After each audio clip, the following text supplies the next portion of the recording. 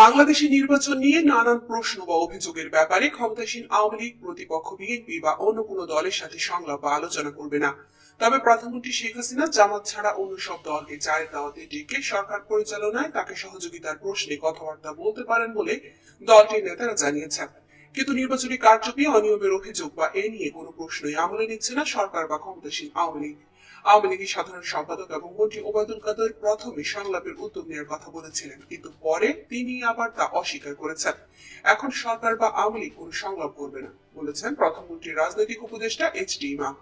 তিনি উল্লেখ করেন, নির্বাচনের আগে যে দলগুলো প্রধানমন্ত্রীর সংলাপে অংশ নিয়েছিল তাদের সাথে সরকারের কাজে সহযোগিতার বিষয়ে কথাবার্তা হতে পারে। দলটির অন্য নেতারা মনে করছেন, এখন দেশে বিরোধী বিএনপি বা অন্য দলগুলোর সাথে সংলাপ করার জন্য কোনো ইস্যু নেই বা সেরকম কোনো পরিস্থিতি সৃষ্টি হয়নি। এইচ.ডি. ইমাম বলেন, আমাদের যে ইশতেহার, সেখানে আমাদের যে কর্মসূচি, আমরা কি করব সবকিছু দেওয়া আছে, সেগুলো জনগণ অনুমোদন করেছে।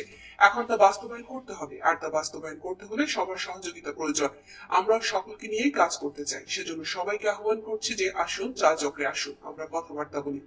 আওয়ামী লীগের নেতাদের অনেকে মনে করেন, সংলাপে এলেও বিএনপি সহ বিরোধী দলগুলো নির্বাচন নিয়ে তাদের বক্তব্য তুলে ধরার চেষ্টা করবে। তার জবাবের জন্য আওয়ামী লীগ প্রস্তুত থাকবে। অবশ্য সরকারের সুযোগ না থাকলে চায়ের দাওয়াতে রাজনৈতিক দলগুলো কতটা গুরুত্ব দেবে সরকার বা আওয়ামী লীগে সেই প্রশ্ন এসেছে। দলটির নীতি নির্ধারণী ফোরাম প্রেসিডিয়াম সদস্য এবং মন্ত্রী ডক্টর আব্দুর রাজ্জাক বলেছেন, চায়ের দাওয়াতে কথাবার্তা হতেই পারে এবং তাদের সহযোগিতার ইস্যুতেই তাদের অগ্রাধিকার থাকবে। নির্বাচন তো হয়ে গেছে, নির্বাচন নিয়ে আলোচনা করার কিছু নেই। তাহলে উনি কে নিয়ে আলোচনা করবেন?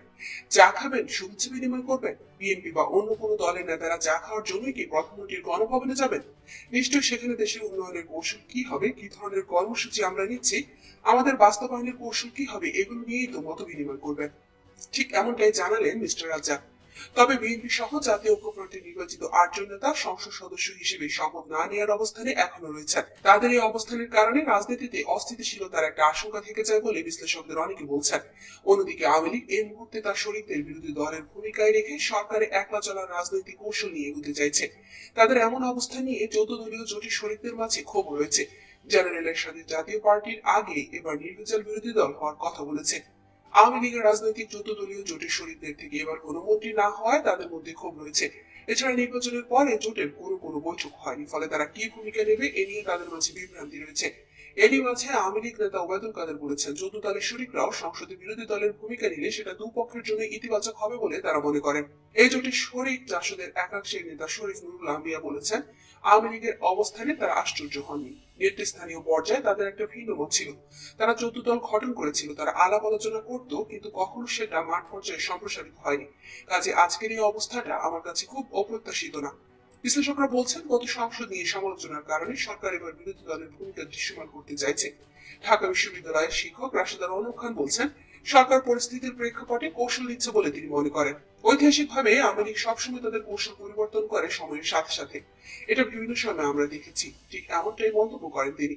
তিনি বলছিলেন, এখন যেহেতু তাদের উপর খুব বড় একটা চাপ আছে সুশাসন এবং গণতান্ত্রিক চর্চা ফিরিয়ে আনার ব্যাপারে, তাই তারা যাদের প্রতি তাদের শতকরা ১০০% আস্থা আছে তাদেরকে দিয়ে সরকার পরিচালনা করে সামনের দিকে এগোতে চাইছে। আর যেহেতু সংসদে বিরোধী দলের ভূমিকাটা খুব শক্তিশালী অবস্থানে নেই বা জাতীয় পার্টি বিরোধী দলের ভূমিকা শেষ পর্যন্ত আদৌ কতটা থাকে সে বিষয়টা বেশ জটিল বা তা নিয়ে সংশয় আছে, সেজন্য হয়তো আগ বাড়িয়ে ১৪ দলের শরিক দলগুলোতে যাচ্ছে বিরোধী দলের ভূমিকায় নিয়ে যেতে। আওয়ামী লীগ নেতারাও এটাও বলছেন, নির্বাচনে তাদের দলের নেতা কর্মীরা যে সক্রিয় হয়েছেন সেটাকে ধরে রাখার জন্য সাংগঠনিক কর্মসূচির দিকেও তারা এখন নজর দেবেন। সেজন্য ১৯শে জানুয়ারি ঢাকায় বিজয় সমাবেশ করা হচ্ছে। সেখানে প্রধানমন্ত্রী শেখ হাসিনার ভাষণে কিছু দিক নির্দেশনা থাকতে পারে বলে বলা হচ্ছে। এদিকে একাদশ সংসদ নির্বাচনের পর চলমান রাজনৈতিক পরিস্থিতিতে জাতীয় ঐক্যফ্রন্টের আগামী দিনের কর্মপন্থা ঠিক করতে বৃহস্পতিবার বৈঠক করেছেন এই জোটের স্টিয়ারিং কমিটির নেতারা। তবে এতে জাতীয় ঐক্যফ্রন্টের প্রধান শরিক দল বিএনপির শীর্ষ নেতাদের কেউই উপস্থিত ছিলেন না। বৃহস্পতিবার বিকাল ৫টায় রাজধানীর মতিঝিলে ঐক্যফ্রন্টের শীর্ষ নেতা ও গণফোরাম সভাপতি ডক্টর কামাল হোসেনের চেম্বারে জোটের স্টিয়ারিং কমিটির এই বৈঠক হয়। নির্বাচনকে সামনে রেখে সরকার বিরোধী এই জোট গঠনের পর এবারই প্রথম জাতীয় ঐক্যফ্রন্টের বৈঠকে বিএনপির কাউকে দেখা যায়নি। জোটের নেতাদের দাবি, অসুস্থতার কারণে বৈঠকে যোগ দেননি জাতীয় ঐক্যফ্রন্টের মুখপাত্র ও বিএনপি মহাসচিব মির্জা ফখরুল ইসলাম আলমগীর। তবে দলটির অন্য কোনো প্রতিনিধি কেন বৈঠকে দেখা যায়নি এর কোনো জবাব তারা দেয়নি। সূত্র জানায়, জামাত ইসলামীকে নিয়ে পরস্পর বিরোধী এই অবস্থান প্রকাশ হওয়ার পর জাতীয় ঐক্যফ্রন্টের স্টিয়ারিং কমিটির বৈঠকে অনুপস্থিত ছিলেন বিএনপি নেতারা। জোটের একাধিক নেতা জানান বুধবার ডক্টর কামাল হোসেনের চেম্বারে বিকাল 4টায় জাতীয় ঐক্যফ্রন্টের স্ট্যান্ডিং কমিটির বৈঠক অনুষ্ঠিত হওয়ার কথা ছিল। বিএনপি নেতাদের অনুরোধে এটি একদিন পিছিয়ে একই জায়গায় বৃহস্পতিবার বিকাল 4টায় নির্ধারণ করা হয়, কিন্তু শেষ পর্যন্ত দলটির কাউকে দেখা যায়নি এই বৈঠকে। সূত্র জানায় বিএনপি নেতাদের জন্য অপেক্ষা করে বৈঠক 1 ঘন্টা দেরিতে শুরু করা হয়। ডক্টর কামাল হোসেনের সভাপতিত্বে অনুষ্ঠিত এই বৈঠকে জাতীয় সংস্থাত্মিক দল জেএসডির সভাপতি আসম আব্দুর রব, গণস্বাস্থ্য কেন্দ্রের প্রতিষ্ঠাতা ডক্টর জাফরুল্লাহ চৌধুরী, গণফোরামের নির্বাহী সভাপতি অ্যাডভোকেট সুব্রত চৌধুরী, সাধারণ সম্পাদক মোস্তফা মহসিন মন্টু, সুলতান মোহাম্মদ মনসুর আহমেদ, নাগরিক ঐক্যের আহ্বায়ক মাহমুদুর রহমান মান্না, শহীদুল্লাহ কায়সার প্রমুখ অংশ নেন। এ সময় আগামী 6 ফেব্রুয়ারি রাজধানীতে জাতীয় সংলাপ করার সিদ্ধান্ত হয়। ভোটে অনিয়ম ও কারচুপির বিরুদ্ধে জনমত গড়ে তোলার পাশাপাশি পরবর্তী করণীয় ঠিক করতে আগামী 6 ফেব্রুয়ারি রাজধানীতে সংলাপের আয়োজন করার সিদ্ধান্ত হয়। জামাত ইসলামী বাদে দেশের অপর রাজনৈতিক দল, সামাজিক, সাংস্কৃতিক ও পেশাজীবী সংগঠন এবং সুশীল সমাজের প্রতিনিধিদের এতে আমন্ত্রণ জানানো হবে। জাতীয় ঐক্যফ্রন্টের পক্ষ থেকে এই সংলাপকে গণসম্মেলন হিসেবে আখ্যায়িত করা হয়েছে। রমনার ইঞ্জিনিয়ার্স ইনস্টিটিউশন মিলনায়তন, কাকরাইলের ডিপ্লোমা ইঞ্জিনিয়ার্স ইনস্টিটিউশন মিলনায়তন ও গুলিস্তানের মহানগর নাট্যমঞ্চ, এই তিনটি ভেন্যু প্রাথমিকভাবে ঠিক করে রেখেছেন তারা। বৃহস্পতিবার আনুষ্ঠানিকভাবে আবেদন জানানো হয়েছে। অনুমতি মিললে এর যে কোনো একটিতে অনুষ্ঠিত হবে এই গণসম্মেলন। এর আগে আমন্ত্রণপত্র ছাপানো ও বিতরণের কাজ শুরু হবে। জাতীয় ঐক্যফ্রন্টের বৈঠক শেষে জোটের একাধিক শীর্ষ নেতা এসব তথ্য নিশ্চিত করেন।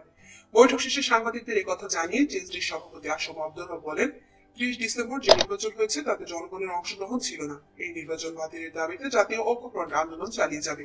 আন্দোলনে সব মানুষের অংশগ্রহণের অংশ হিসেবে গণস্বাক্ষর সংগ্রহ, অবস্থান কর্মসূচি পালনের কথাও ভাবা হচ্ছে। এছাড়া নির্বাচনী ট্রাইব্যুনালে মামলার প্রক্রিয়াও চলছে। জামাত ইসলামীকে বাদ দেওয়া হচ্ছে কিনা জানতে চাইলে তিনি বলেন, জাতীয় ঐক্যফ্রন্টে জামাত ইসলামী ছিল না, এখনো নেই। জাতীয় সংলাপেও জামাত থাকছে না। এছাড়া নির্বাচনে যেসব দল অংশ নিয়েছে তাদের সবাইকে আমন্ত্রণ জানানো হবে। গত বছরের 13 অক্টোবর গণফোরাম সভাপতি ডক্টর কামাল হোসেনের নেতৃত্বে 7 দফা দাবি ও 11 দফা লক্ষ্য নিয়ে জাতীয় ঐক্যফ্রন্টের যাত্রা শুরু হয়। বিএনপি, জেএসডি, নাগরিক ঐক্য ও জাতীয় ঐক্য প্রক্রিয়ার শুরুতে সঙ্গী হলো, পরে এতে সামিল হয় কৃষক শ্রমিক জনতা লীগ। 30 ডিসেম্বর অনুষ্ঠিত 71 জাতীয় সংসদ নির্বাচনে একসঙ্গে অংশ নেয় এই জোট। 6টিতে জয় পায় বিএনপি, অন্যদিকে 2টি আসন পায় প্রথমবারের মতো গণফোরাম। যদিও নির্বাচনী কারচুপির অভিযোগ এনে এবং পুনর্নির্বাচনের দাবিতে এখনো তারা শপথ নেননি। মির্জা ফখরুল ইসলাম আলমগীর বাদে এই জোটের শীর্ষ নেতারা সবাই এই নির্বাচনে পরাজিত হন। উল্লেখ্য, 71 জাতীয় সংসদ নির্বাচনে বিএনপি মহাসচিব মির্জা ফখরুল তার নিজ আসন ঠাকুরগাঁয়ে পরাজিত হলেও দলের চেয়ারপারসন খালেদা জিয়ার বগুড়া আসনে বিজয়ী হন। এদিকে 71 জাতীয় সংসদ নির্বাচন নিয়ে জাতীয় ঐক্যফ্রন্ট যে অভিযোগ তুলেছে সে বিষয়ে আসন ভিত্তিক তথ্য উপাত্ত সংগ্রহের অগ্রগতি নিয়ে দলীয় নেতাদের সঙ্গে প্রথমবারের মতো বৈঠক করেছেন বিএনপির ভারপ্রাপ্ত চেয়ারম্যান তারেক রহমান।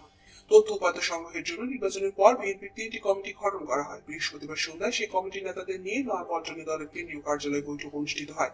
এতে তারেক রহমান লন্ডন থেকে স্কাইপিতে যুক্ত ছিলেন। দলীয় সূত্র জানায়, নির্বাচনী ট্রাইব্যুনালে মামলা করার জন্য বিএনপির পক্ষ থেকে আসন ভিত্তিক তথ্য উপাত্ত সংগ্রহের কাজ চলছে।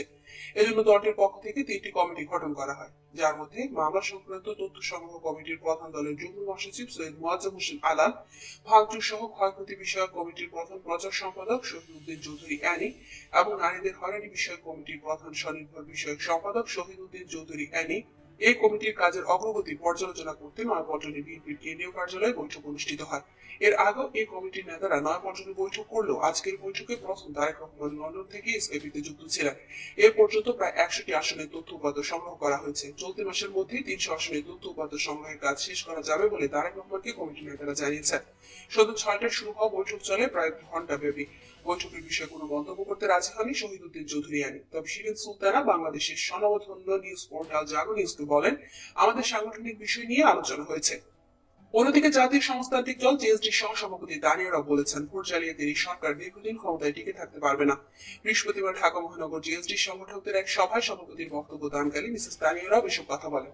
তিনি আরো বলেন, এরা ভোটের নামে জনগণের সাথে প্রহসন করেছে, জনগণকে অপমান করেছে, মুক্তিযুদ্ধের চেতনাকে অপমান করেছে। 2014 সালের 5 জানুয়ারি এবং 2018 সালের 30 ডিসেম্বরে ভোট জালিয়াতির মাধ্যমে আওয়ামী লীগ জনগণকে তাদের ভোটাধিকার প্রয়োগ থেকে বঞ্চিত করার মধ্য দিয়ে তাদের নগ্ন চরিত্রের বহিঃপ্রকাশ ঘটিয়েছে, যা জনগণ কোনোভাবেই মেনে নেবে না। আন্দোলন সংগ্রামের মধ্য দিয়ে পার্লামেন্টের উচ্চকক্ষ গঠন করে সেখান থেকে নির্বাচনকালীন সরকার গঠনের বিধান করে তার মাধ্যমে একটি অবাধ সুষ্ঠু নির্বাচন নিশ্চিত করতে হবে। দলের কেন্দ্রীয় কার্যালয়ে অনুষ্ঠিত সভায় আরো বক্তব্য রাখেন কেন্দ্রীয় যুগ্ম সাধারণ সম্পাদক শহীদউদ্দিন মাহমুদ স্বপন সহ আর অনেকেই। এদিকে বিএনপির মহাসচিব মির্জা ফখরুল ইসলাম আলমগীরের সাম্প্রতিক বক্তব্য ও আচার আচরণে ভয় হচ্ছে আওয়ামী লীগ সাধারণ সম্পাদক ওবায়দুল কাদেরের। ৩০ জানুয়ারি নির্বাচনে মহাজোটের মহাবিজয় উদযাপনে আগামী ১৯ জানুয়ারি সোহরাওয়ার্দী উদ্যানে আওয়ামী লীগের মহাসমাবেশের প্রস্তুতি দেখতে গিয়ে বৃহস্পতিবার তিনি এই ভয়ের কথা জানান। বিএনপি মহাসচিব মির্জা ফখরুল ইসলাম আলমগীরের বক্তব্যের সমালোচনা করে আওয়ামী লীগ সাধারণ সম্পাদক এ সময় বলেন, আমার মাঝে ভয় হয় বেপরোয়া চালক যেমন দুর্ঘটনার কারণ, রাজনীতিতেও বেপরোয়া চালক দুর্ঘটনার কারণ ঘটাতে পারে। ফখরুল সাহেবের সাম্প্রতিক আচার আচরণ থেকে তাকে এতই ভয়ঙ্কর বেপরোয়া মনে হচ্ছে। নির্বাচনী কারচুপির দায়ে ওবায়দুল কাদেরের উচিত স্টেডিয়ামে দাঁড়িয়ে জাতির কাছে ক্ষমা চাওয়া। বিএনপি মহাসচিবের এমন বক্তব্যের পরিপ্রেক্ষিতে তার উদ্দেশ্যে এমন মন্তব্য করেন আওয়ামী লীগ সাধারণ সম্পাদক। বিএনপি নেতাদের নিয়েও একই ভয় জানিয়ে ওবায়দুল কাদের বলেন, বিএনপি নেতাদের কথাবার্তায় একই সুর, তবে আমরা বিষয়টিকে ধৈর্যের সঙ্গে দেখছি, আমরা সহিষ্ণুতা প্রদর্শন করছি। তিনি বলেন, বিএনপি নেতাদের ভেতর নির্বাচনে হেরে যাওয়ার বেদনা আছে, কষ্ট আছে, সেই কষ্ট যন্ত্রণা থেকে তারা বেপরোয়া হতে পারে, কিন্তু এই বিশাল জয়ের সঙ্গে আমাদের বিশাল একটি দায়িত্ব আছে। ১৯ জানুয়ারি সোহরাওয়ার্দী উদ্যান জনসমুদ্রে পরিণত হবে এমন আশা করে আওয়ামী লীগ সাধারণ সম্পাদক বলেন, নির্বাচনে যেমন গণজোয়ার, ঠিক সেদিনও ১৯ জানুয়ারি একটি বড় জোয়ার এই নগরীতে দেখতে পাবো। বিষয়গুলো নিয়ে আপনাদের সুচিন্তিত মতামত অবশ্যই কমেন্ট সেকশনের মধ্যে জানাবেন। আমাদের কোনো আপডেট মিস করতে না চাইলে এখনই সাবস্ক্রাইব করুন আর পাশের বেল আইকনটি প্রেস করুন।